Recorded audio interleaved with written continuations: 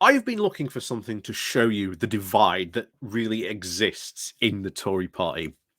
And The Guardian today has provided me with such an opportunity to just show you how big, or should we say gigantic, the divide is between a sitting Tory MP and someone who is a local Conservative councillor in Rishi Sunak's own constituency. So I want you to remember this, because what you are about to hear is two very significant different things, but what they both say is vastly, vastly different, and shows you just how broken the Conservative Party is and why I keep on doing this. Because, as I always tell you, the Conservative Party is broken to pieces. And if we deliver that massive victory, when you look at polls, 90 MPs, not 90%, 90 MPs. That's what some of the polls are predicting. Less than 100 MPs. That is a wipeout of epic proportions, and it will fracture the Tory party even more. And I always tell you about the progressive majority that will end up forming in Parliament. We will be able to get a lot of good stuff done because of that progressive majority. And the Conservatives will not have any coherent fight back or anything like that, because they'll be too busy infighting with each other for not just the next Parliament, but potentially even the one after that. So we've got a decade where we could get a lot of really, really good stuff done.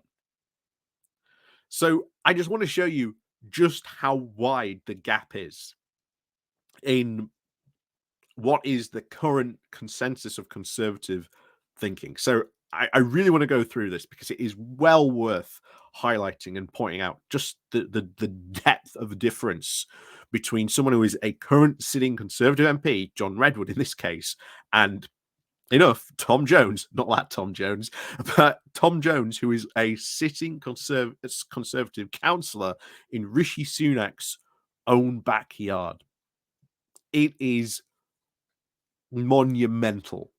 It is gigantic, the difference between the two of what these people are saying and the reality of what the government is sitting. And remember, you've got someone who is currently sitting in that government. He might be on the backbenches, but he is technically part of this government. So before we do go jumping into this, please do remember to click on the like, share, and subscribe button. And of course, as always, there is the thank you button. There is the Patreon page. There is the Pony Club as well. And of course, as always, there's the Buy Me Coffee link as well. So as always, thank you very much to all those people who do help support the channel, and on with this. So this, I think, to be honest, is really fantastic. So it comes from The Guardian with the title of "Can Rishi Sunak's Right-Wing War on Woke, Migrants and the Environment Save the Tories?" So this is the two who we're focusing on. You've got John Redwood and Tom Jones. And this is what Tom Jones is. His summing up is John Redwood, stop the swearing and stick to the pledges. Okay, that sums up what John Redwood is going to say. But Tom Jones, after this, has said, voters expect action, not toothless gestures. And we'll get into what Tom Jones has to say in a moment. But trust me, both these two people are members of the exact same party. One is representing his constituents as an MP in Parliament. The other is a local constituent in Rishi Sunak's own constituency. And I just want to highlight that because it does show you the gulf of difference between these people. So this is what John Redwood has had to say. So people expect clear, family-friendly language from politicians in their published comments. They want messages that reflect reality and tell us something that we need to know about the actions and plans of the government and opposition. So, first things first, I would say John Redwood, being a member of the current Conservative government, They're not even doing that. Rishi Sunak doesn't really have a plan. Not only that, we have seen, as we've talked about this before, this continuous almost double down on no, we've got to go even harder. We've got to go even harder on migrants and be even more punishing. Doesn't seem to be working. So if that isn't working, why are they not looking at other issues? It's because they are afraid to look soft on migration, because the other issues are to generally, first of all, fix the asylum system and, of course, open safe routes so that migrants do not have to use these boats. We've talked about this, I don't know how many times. They really want to fix this. They really want to fix this, and they want to stop the small boats, open safe routes, refund the asylum system. Because it's not just the asylum system that is suffering, it's the entire justice system as well. And oh boy, if Keir Starmer really wants to go after Rishi Sunak for defunding public services, he only needs to start pointing out the absolute mess like the Crown Prosecution Service is in. Because, oh boy, how that hasn't become a major national scandal is beyond me. But if you want more information on that, just go look up some of the stuff that the secret barrister has been talking about for the past like 2 to 3 years, or even longer than that, and you will get an idea of just how bad our our system really is at the moment. So he continues. He said the recent use of swear words and loose language by some on both sides of the migration debate as much heat but very little light on a very sensitive subject. The left and right agree that people smugglers are evil, exploiting some of vulnerable asylum seekers and some economic migrants who are then persuaded to try and cheat the system. All agree that we need to stop this very dangerous small boats, but none of us want to see people drowning. So why are you not opening up safe routes? If that is your serious statement, that you want to see those people smugglers stopped and you don't want to see people drowning, then open a safe route. Just say, if you want to migrate here, this is what you have to do. This is your safe route.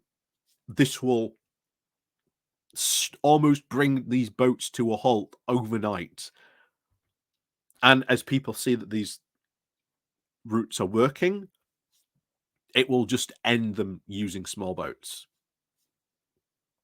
And then, of course, you properly fund the asylum system, as you know. But John Redwood doesn't want to do that because, oh no, that's just being soft on migration. Anyway, and I like this. The government's best strategy to win back lost support ahead of the next election is to stick with the Prime Minister's 5 pledges, all of which he's failing miserably on. The tougher language is not going to be the answer. The government is best advised, and I like I like his advice here. So his best advice is to say less than it can deliver and to provide a pleasant surprise over the next year as we run up to the next election. So John Redwood's advice to Rishi Sunak to try and not, or at least to provide a pleasant surprise, to use his own language, is to say as little as possible.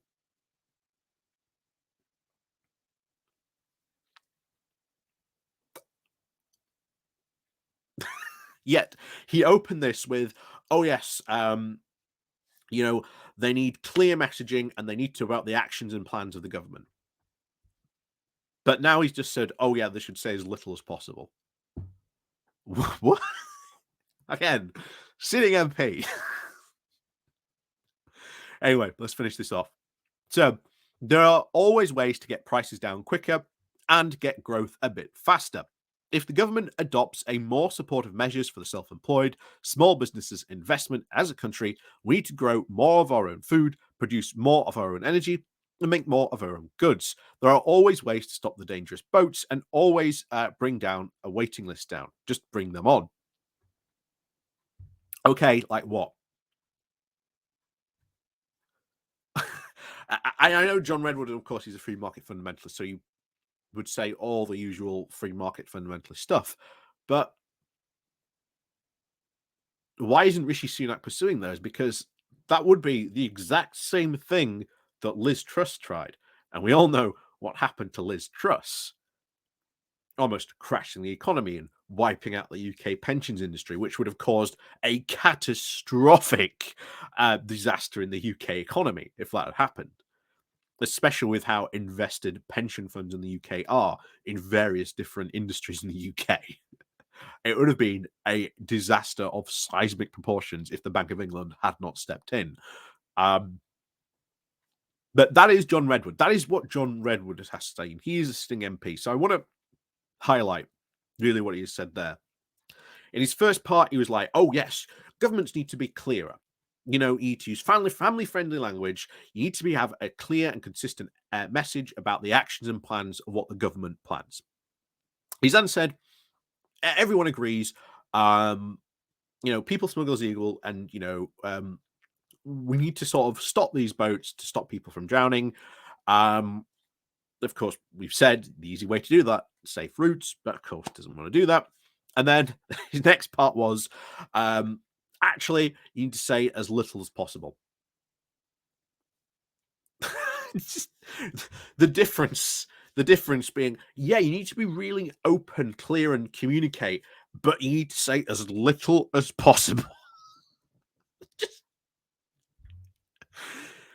Oh, but we shouldn't be surprised. That's John Redwood. And now we get on to the fun, because this is Tom Jones. This is Tom Jones, and he is a Conservative councillor in Rishi Sunak's constituency.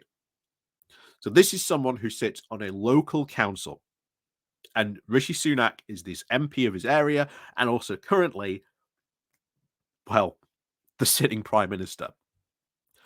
So let's just look at the difference between John Redwood, who is a current sitting MP, versus someone who is a local Tory councillor. The difference is pretty stark. So he begins. Look at the polls. It is easy to conclude that Abraham Lincoln had a brighter future when he picked up his tickets at the box office than the Conservatives do at the next election. Oomph. Oomph. Wow. Starting off there strong, Tom. Starting off there very, very strong indeed. As I said, the difference between what Tom is about to say versus what John Redwood has said, like I said, night and day. So Rishi Sunak's strategy to reverse this is to win back the 2019 electorate by using cultural issues as a wedge to try and demonstrate how Labour is still out of step with the values of the Wokington man. And of course, you may remember, the Wokington man was this whole idea that was sold to Boris Johnson, that actually these people would vote Conservative if you offered them something. And this was the whole let's get Brexit done, because, the Wokington man was voted for Brexit but was tired of inaction, and of course wanted to see his town leveled up. He wanted to see some actual improvement in his own local town. So it was, let's get Brexit done, let's level up. That hasn't happened. And remember, at the next election, Labour should play on almost a terminal loop to these people, to the Wokington man. How would they react? Or how would this group of people you cast as the Wokington man react to the video of Rishi Sunak at a Conservative constituent party saying, we took money out of all those poor areas and gave it to your more rich, affluent areas? How is the Wokington man going to react to that? I will tell you now, they are not going to react well at all. But anyway, we continue. But the fact is, after delivering an 80-seat majority Those who lent their vote in 2019 have a right to ask for higher investment than ministers waging for asking for a higher interest than ministers waging a culture war.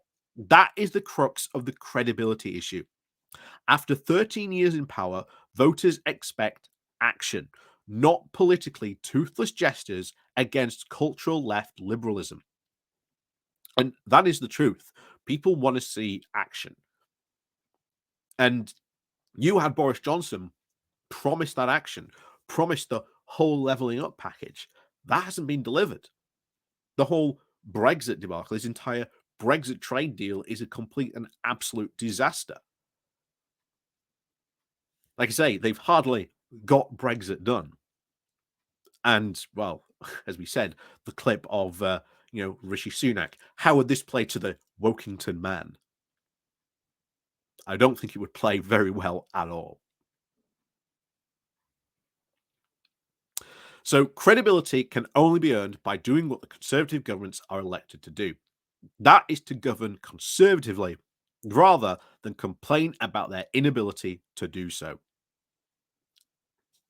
I think that says a lot. That says a lot because they can't. They've just not governed anything. Rishi Sunak's whole plan to bring down inflation is to hide under the table, cross his fingers, and just pray that inflation goes away. He's done nothing. He's put no policy forward. He's done nothing to actually try and bring down inflation.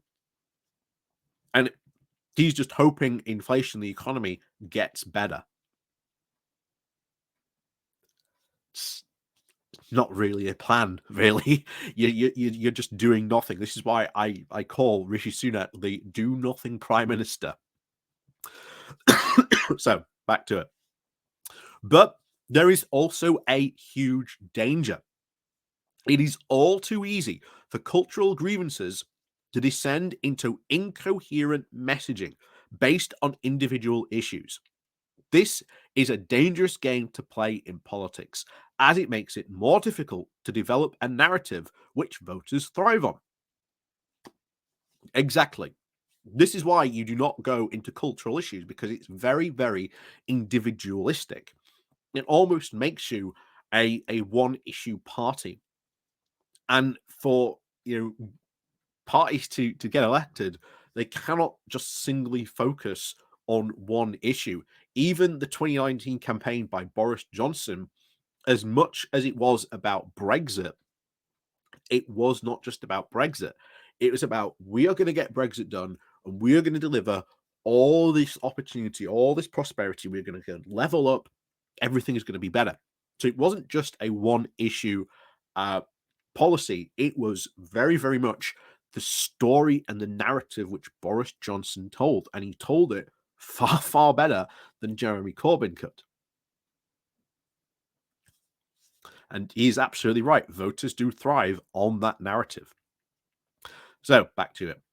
So as the psychologist Robert Cadlin said, people don't counter-argue stories. If you want to be successful in a post-fact world, you do it by presenting accounts, narratives, stories, and the imaginations and metaphors. When the average person spends so little time thinking about politics, stories are a convenient way to transfer complex concepts into a very simply understood, cohesive narrative. Without that, we are sunk.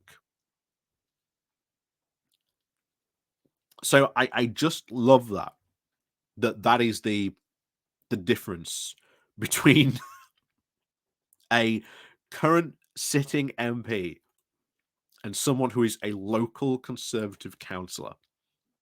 The difference between them is huge. Huge. But he gets it. The Conservative councillor gets it. You've done nothing.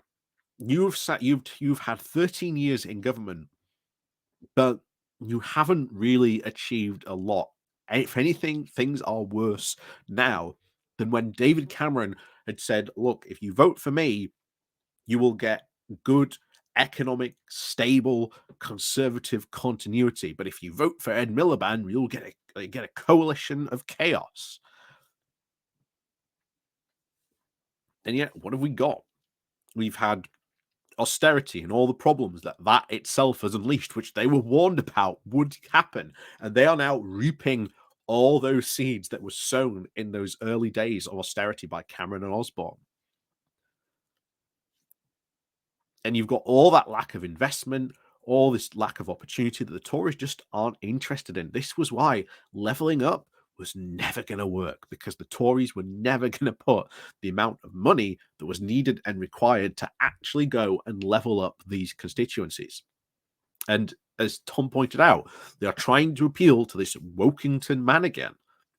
But why is this Wokington man going to vote for the Tories? Brexit has been an absolute complete mess. The current economy is an absolute shambles because of Boris Johnson, Liz Truss, and Brexit. You've got the whole migrant crisis is because of austerity, because they defunded that entire department to almost skeleton crew levels. And it's not just that, it's things like the justice system as well, which, oh boy, if honestly one of the smart things Keir Starmer could do and speak really authoritatively on is the fact of just how bad like the justice system is in the UK, and the fact that it is so chronically underfunded. You've got cases going back from 2017 which still have not been heard. And the pandemic made all these problems that a lot of people and that Wokington man voted for Brexit for, because people like Boris Johnson were promising him things will become better, and they haven't. Now, I want to go over this because there was a Lib Dem guy they asked, and I want to just quote him what he says here. So here we are. So the message from voters to Lib Dem canvassers in those contests was very consistent.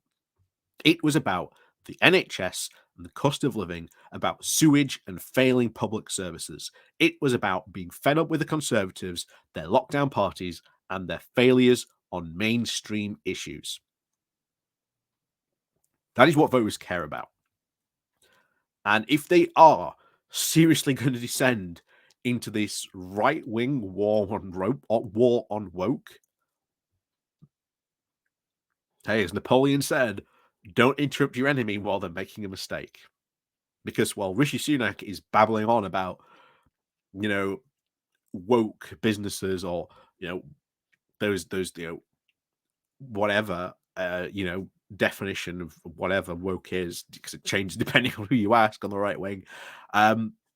You can have Keir Starmer going, well, we've got this problem, this problem, this problem, this problem. Your government's done nothing to sort this problem out over 13 years. You've actively made it worse. This is how Labour is going to make them better.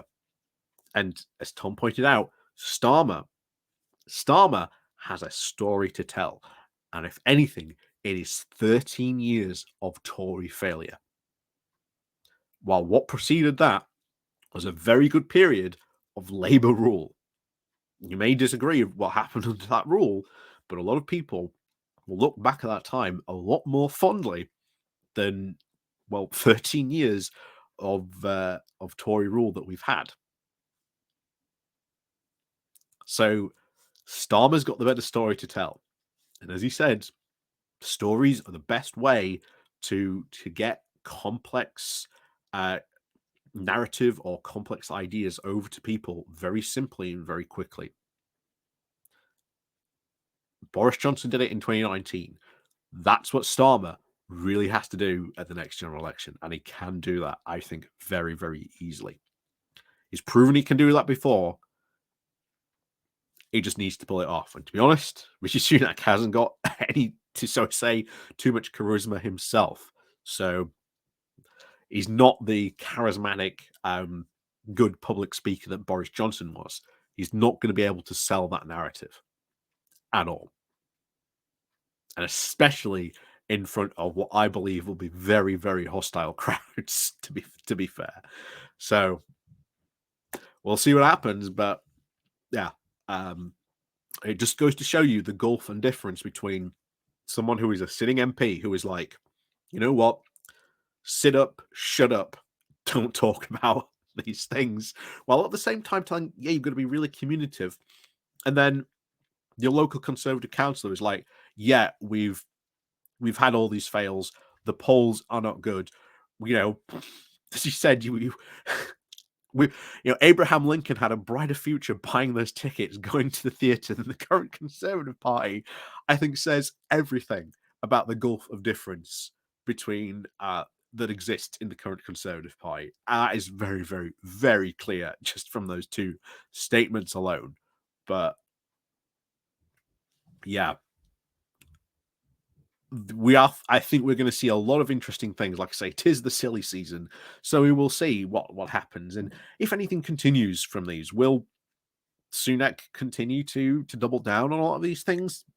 Likely, but I think it will probably come from people like Lee Anderson and maybe Sola Braverman, maybe other of these right wing people. But will Sunak go along with it? Who knows? We'll see what happens when he gets back in September. And of course, the Conservative Party conference, because that is going to be Sunak's last chance to shine. And then, well, we'll see what happens. But as always, thank you very much for watching. And of course, we'll see you all next time.